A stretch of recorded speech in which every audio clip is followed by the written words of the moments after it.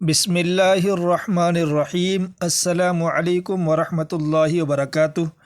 بصیرت میڈیا کے معزز ناظرین و سامعین، اللہ تعالیٰ کا بے حد شکر ہے کہ اس نے ہمیں ایک مرتبہ پھر اپنی زندگی کے ایک اہم مہینے کے استقبال کا موقع عطا فرمایا۔ اسلامی سال کا ہر مہینہ اپنی جگہ اہم ہے، لیکن ربیع الاول کا مہینہ مسلمانوں کے دلوں میں ایک خاص نسبت رکھتا ہے، کیونکہ اسی مہینے کا تعلق ہمارے پیارے نبی حضرت محمد مصطفیٰ صلی اللہ علیہ وسلم کی مبارک زندگی کے بہت سے اہم واقعات سے ہے۔ یہی وہ مہینہ ہے جس میں آپ صلی اللہ علیہ وسلم کی ولادت باسعادت ہوئی، اور یہی وہ مہینہ ہے جس میں آپ صلی اللہ علیہ وسلم نے اس دنیا سے پردہ فرمایا۔ اس لیے ربیع الاول ہمارے لیے صرف ایک کیلنڈر کا مہینہ نہیں، بلکہ اپنے نبی صلی اللہ علیہ وسلم کی سیرت کو یاد کرنے، آپ صلی اللہ علیہ وسلم کی زندگی کو سمجھنے، آپ صلی اللہ علیہ وسلم کی سنتوں کو اپنانے اور اپنے ایمان و کردار کو بہتر بنانے کا ایک بہترین موقع ہے۔ لیکن اس مہینے کے بارے میں ہمارے معاشرے میں بہت سی ایسی باتیں بھی مشہور ہیں جنہیں بغیر تحقیق کے بیان کیا جاتا ہے۔ کچھ باتیں صحیح ہوتی ہیں، کچھ کمزور روایات پر مبنی ہوتی ہیں، اور بعض باتیں ایسی بھی ہوتی ہیں جن کی کوئی معتبر بنیاد نہیں ہوتی۔ اس لیے آج کی اس ویڈیو میں ہم ربیع الاول کے بارے میں بہت آسان زبان میں یہ سمجھنے کی کوشش کریں گے کہ ربیع الاول کیا ہے، اس نام کا مطلب کیا ہے، اس مہینے کی تاریخی اہمیت کیا ہے، نبی کریم صلی اللہ علیہ وآلہ وسلم کی ولادت کب ہوئی، 12 ربیع الاول کے بارے میں کیا حقیقت ہے، نبی کریم صلی اللہ علیہ وسلم کی وفات کس مہینے میں ہوئی، کیا ربیع الاول میں کوئی خاص نماز یا خاص روزہ ثابت ہے، کیا اس مہینے کے لیے کوئی خاص وظیفہ مقرر ہے، اور سب سے بڑھ کر یہ کہ ایک مسلمان کو ربیع الاول کا مہینہ کس طرح گزارنا چاہیے۔ سب سے پہلے یہ بات سمجھ لیجئے کہ ربیع الاول اسلامی قمری سال کا تیسرا مہینہ ہے۔ اسلامی سال محرم سے شروع ہوتا ہے، اس کے بعد صفر آتا ہے اور پھر ربیع الاول آتا ہے۔ ربیع کا لفظ عربی زبان میں بہار کے معنی میں بھی استعمال ہوتا ہے، اور الاول کا مطلب ہے پہلا، اس لیے ربیع الاول کا مطلب عام طور پر پہلی بہار یا بہار کا پہلا مہینہ بیان کیا جاتا ہے۔ البتہ یہ نام قمری مہینوں کے نظام سے متعلق ہے، اس لیے ربیع الاول ہر سال مختلف موسموں میں آتا ہے، اور ضروری نہیں کہ موجودہ زمانے میں یہ مہینہ بہار ہی کے موسم میں آئے۔ اسلامی کیلنڈر چاند کے حساب سے چلتا ہے، اور اسی وجہ سے رمضان، محرم، ربیع الاول اور دوسرے اسلامی مہینے ہر سال تقریباً 10 سے 11 دن پہلے آ جاتے ہیں۔ اب آئیے ربیع الاول کی سب سے بڑی نسبت کی طرف۔ ہمارے پیارے نبی حضرت محمد مصطفیٰ صلی اللہ علیہ وآلہ وسلم کی ولادت باسعادت عام الفیل میں پیر کے دن ہوئی۔ نبی کریم صلی اللہ علیہ وسلم کی ولادت کے مہینے کے بارے میں اہل سیر کے یہاں مختلف اقوال ملتے ہیں، لیکن ربیع الاول کا قول بہت مشہور ہے۔ البتہ تاریخ کے معاملے میں ہمیں بہت احتیاط کرنی چاہیے۔ ہمارے معاشرے میں 12 ربیع الاول کو نبی کریم صلی اللہ علیہ وآلہ وسلم کی ولادت کی تاریخ کے طور پر بہت مشہور کیا جاتا ہے، لیکن اہل علم نے اس تاریخ کو قطعی اور یقینی طور پر ثابت شدہ تاریخ قرار نہیں دیا۔ بعض اہل سیر نے 2 ربیع الاول کا قول ذکر کیا، بعض نے 8 ربیع الاول، بعض نے 10 ربیع الاول، اور بعض نے 12 ربیع الاول کا قول نقل کیا ہے۔ بعض اہل تحقیق نے 9 ربیع الاول کو بھی راجح قرار دینے کی کوشش کی ہے، لیکن جمہور محدثین اور مورخین کے نزدیک 8 ربیع الاول کو راجح اور مختار قول قرار دیا گیا ہے۔ اس لیے ہمیں یہ نہیں کہنا چاہیے کہ 12 ربیع الاول ہی نبی کریم صلی اللہ علیہ وسلم کی ولادت کی قطعی تاریخ ہے، اور اس پر کسی قسم کا اختلاف ہی نہیں۔ صحیح بات یہ ہے کہ نبی کریم صلی اللہ علیہ وآلہ وسلم کی ولادت ربیع الاول میں ہوئی، پیر کے دن ہوئی اور عام الفیل میں ہوئی، لیکن مہینے کی متعین تاریخ کے بارے میں اہل علم کے درمیان اختلاف موجود ہے۔ یہ علمی اختلاف ہے، اس لیے ایک مسلمان کو اس مسئلے میں دوسروں پر طعن و تشنیع سے بچنا چاہیے۔ اصل چیز یہ ہے کہ ہم نبی کریم صلی اللہ علیہ وسلم کی ولادت کا ذکر کرتے ہوئے آپ صلی اللہ علیہ وسلم کی سیرت کو اپنی زندگی میں لائیں۔ صرف تاریخ جان لینا کافی نہیں، بلکہ یہ جاننا ضروری ہے کہ جس نبی صلی اللہ علیہ وآلہ وسلم کی ولادت کا ہم ذکر کرتے ہیں، انہوں نے ہمیں کیا سکھایا، ان کی زندگی کیسی تھی، ان کا اخلاق کیسا تھا، ان کی عبادت کیسی تھی، ان کا گھر والوں کے ساتھ برتاؤ کیسا تھا، غریبوں کے ساتھ ان کا معاملہ کیسا تھا، دشمنوں کے ساتھ ان کا رویہ کیسا تھا، اور اللہ تعالیٰ کے ساتھ ان کا تعلق کیسا تھا۔ نبی کریم صلی اللہ علیہ وآلہ وسلم کی زندگی ہمارے لیے بہترین نمونہ ہے۔ قرآن مجید میں اللہ تعالیٰ نے فرمایا کہ رسول اللہ صلی اللہ علیہ وسلم کی ذات میں تمہارے لیے بہترین نمونہ ہے۔ اس لیے ربیع الاول کا حقیقی فائدہ تب ہوگا جب ہم اپنے نبی صلی اللہ علیہ وآلہ وسلم کی سیرت پڑھیں گے اور پھر اپنے کردار میں تبدیلی لائیں گے۔ ذرا غور کیجئے، اگر کوئی شخص ربیع الاول میں بہت زیادہ نعتیں پڑھے، بہت سی محفلوں میں جائے، بہت سی پوسٹیں لگائے، لیکن جھوٹ بولتا رہے، نماز چھوڑتا رہے، والدین کی نافرمانی کرتا رہے، بیوی بچوں کے حقوق ادا نہ کرے، پڑوسیوں کو تکلیف دے، کاروبار میں دھوکہ دے، لوگوں کا حق مارے اور زبان سے دوسروں کو تکلیف پہنچاتا رہے، تو کیا اس نے واقعی اپنے نبی صلی اللہ علیہ وآلہ وسلم سے محبت کا حق ادا کیا؟ نبی کریم صلی اللہ علیہ وسلم کی محبت صرف زبان سے دعویٰ کرنے کا نام نہیں، بلکہ آپ صلی اللہ علیہ وآلہ وسلم کی سنت کو زندگی میں لانے کا نام ہے۔ اگر ہم ربیع الاول میں یہ عہد کر لیں کہ آج کے بعد ہم نماز کی پابندی کریں گے، جھوٹ چھوڑیں گے، غیبت چھوڑیں گے، والدین کے ساتھ اچھا سلوک کریں گے، رشتہ داروں سے تعلق جوڑیں گے، پڑوسیوں کا خیال رکھیں گے، حرام کمائی سے بچیں گے اور لوگوں کے حقوق ادا کریں گے، تو یہ ہمارے لیے ربیع الاول کی بہت بڑی برکت ہوگی۔ اب ایک اور بہت اہم بات سمجھ لیجئے کہ ربیع الاول میں کوئی ایسی مخصوص نماز، مخصوص تعداد میں کوئی مخصوص ذکر یا ایسا مخصوص وظیفہ جسے لازماً اسی مہینے میں کرنا ضروری قرار دیا گیا ہو، اس کے لیے صحیح دلیل ہونی چاہیے۔ دین میں عبادت اپنی طرف سے مقرر نہیں کی جا سکتی۔ اگر کوئی شخص عام طور پر قرآن پڑھتا ہے، درود شریف پڑھتا ہے، صدقہ کرتا ہے، نفل نماز پڑھتا ہے، دعا کرتا ہے اور اللہ کا ذکر کرتا ہے، تو یہ سب نیک اعمال ہیں، لیکن انہیں اس طرح بیان نہیں کرنا چاہیے کہ ربیع الاول میں فلاں تعداد میں فلاں عمل کرنے سے لازماً فلاں دنیاوی نتیجہ حاصل ہوگا، جب تک اس کی معتبر شرعی دلیل موجود نہ ہو۔ ہمیں دین کے نام پر ایسی باتیں پھیلانے سے بچنا چاہیے جو ثابت نہ ہو۔ اسی طرح ربیع الاول کے مہینے کو گناہوں سے پاک سمجھ لینا بھی درست نہیں۔ ایک مسلمان کو ہر مہینے اللہ سے ڈرنا چاہیے اور ہر مہینے سنت پر عمل کرنا چاہیے۔ البتہ ربیع الاول ہمارے لیے ایک بہترین یاد دہانی ضرور بن سکتا ہے کہ ہم اپنے نبی صلی اللہ علیہ وآلہ وسلم کی زندگی کو دوبارہ پڑھیں۔ اب آئیے نبی کریم صلی اللہ علیہ وآلہ وسلم کی وفات کے بارے میں بات کرتے ہیں۔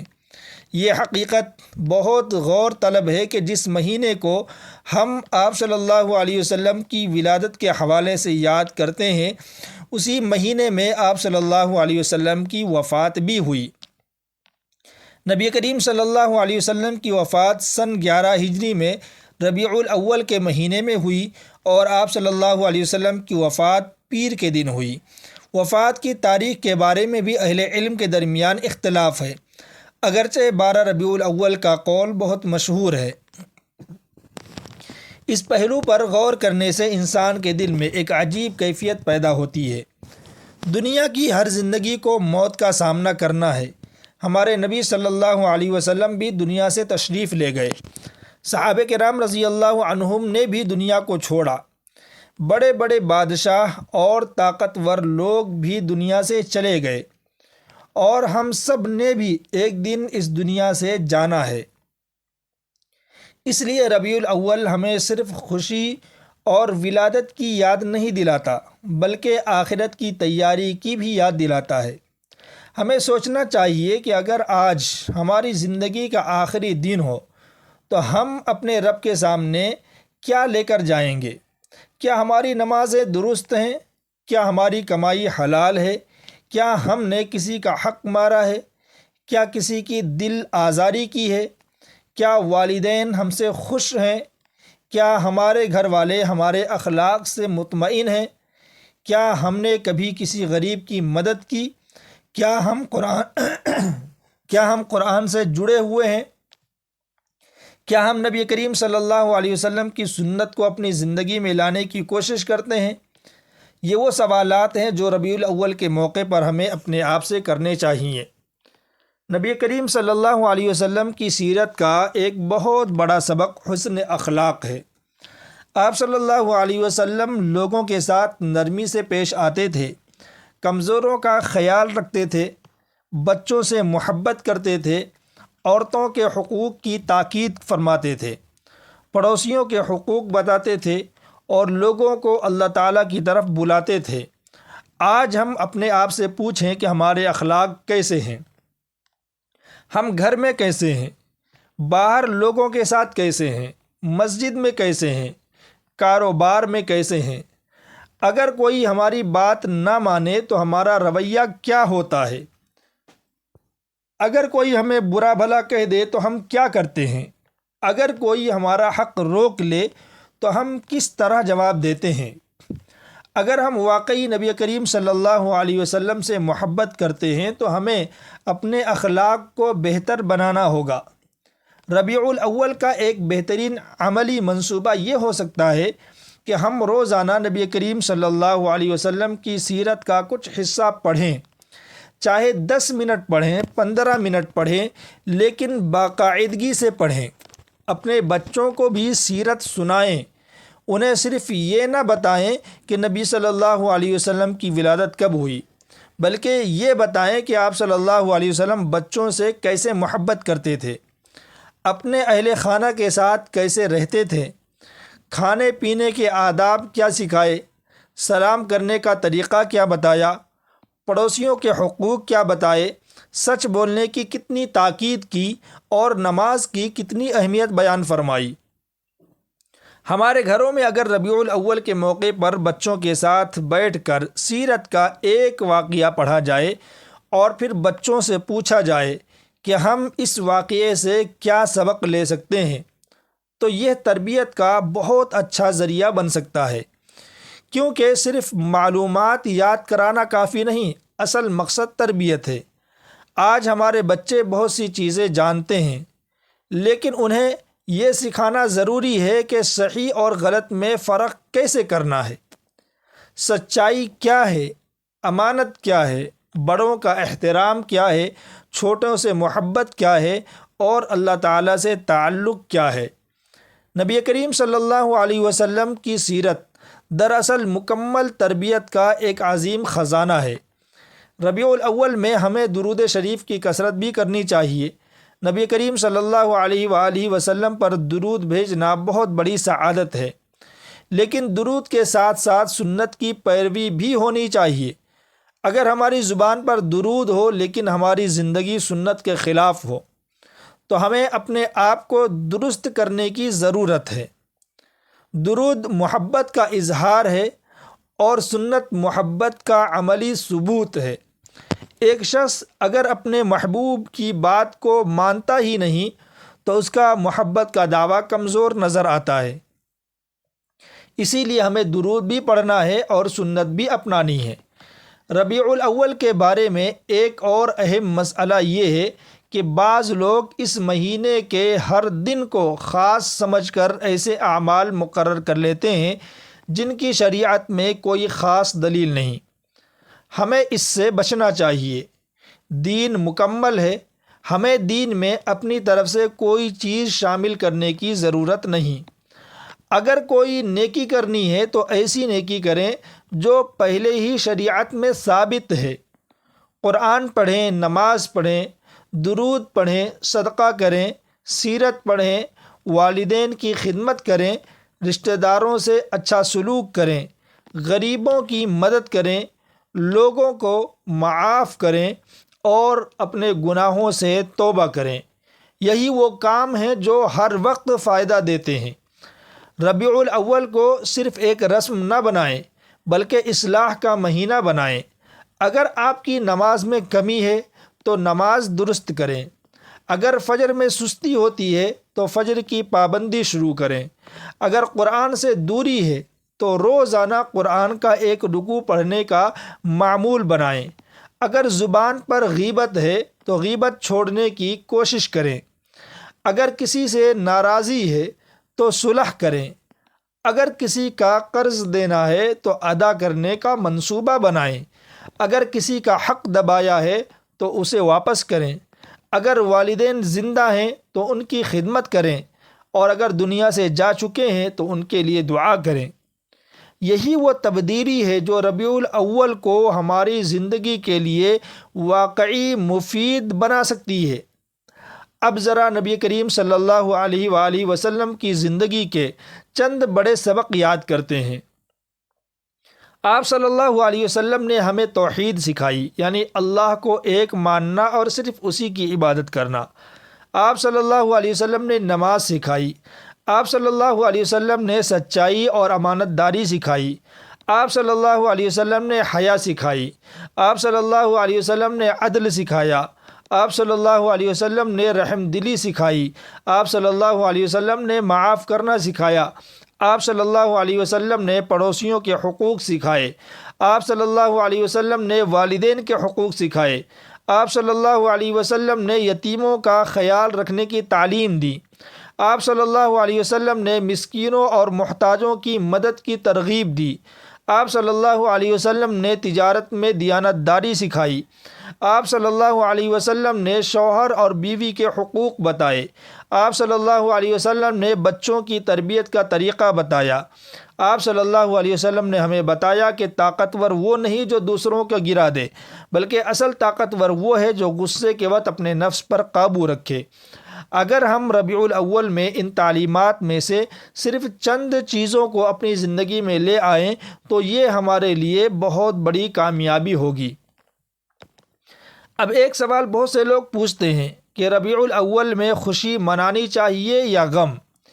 اس مسئلے میں مسلمانوں کے مختلف اہل علم کے درمیان تفصیلی فقہی آراء موجود ہیں، اس لیے ہمیں اس موضوع پر لڑائی جھگڑے، گالم گلوچ اور ایک دوسرے کو برا بھلا کہنے سے بچنا چاہیے۔ جس بات کا شرعی حکم معلوم کرنا ہو معتبر اور دیندار عالم سے پوچھیں، لیکن ایک بات سب کے لیے واضح ہے کہ نبی کریم صلی اللہ علیہ وآلہ وسلم سے محبت ہر مسلمان کے ایمان کا حصہ ہے، اور اس محبت کا بہترین ثبوت آپ صلی اللہ علیہ وسلم کی اتباع ہے۔ اگر کوئی شخص نبی صلی اللہ علیہ وسلم کا ذکر کرتا ہے تو اسے جھوٹی اور من گھڑت روایات سے بچنا چاہیے۔ اگر سیرت بیان کرتا ہے تو مستند واقعات بیان کرے۔ اگر نعت پڑھتا ہے تو الفاظ میں غلو اور شریعت کے خلاف باتوں سے بچے، اور اگر کسی دینی پروگرام میں خرچ کرتا ہے تو فضول خرچی اور دکھاوے سے بچے۔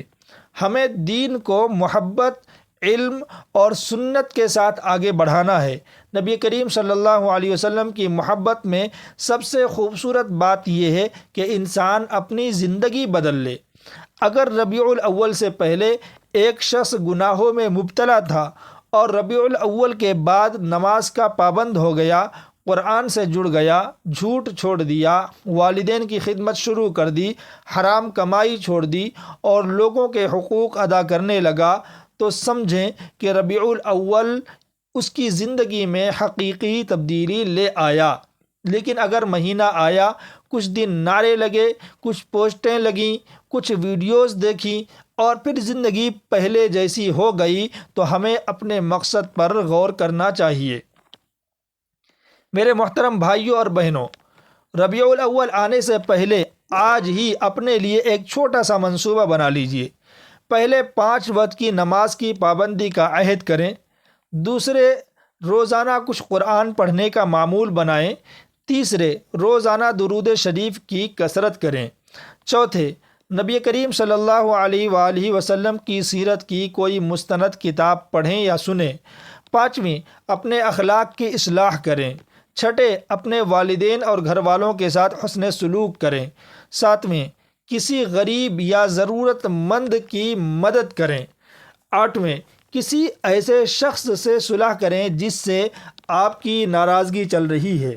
نویں، اپنے کاروبار اور روزگار میں حلال و حرام کا جائزہ لیں۔ 10ویں، اللہ تعالیٰ سے سچی توبہ کریں۔ اگر ہم یہ 10 کام کر لیں تو ربیع الاول ہمارے لیے صرف ایک مہینہ نہیں رہے گا، بلکہ ہماری پوری زندگی کو بدلنے کا ذریعہ بن سکتا ہے۔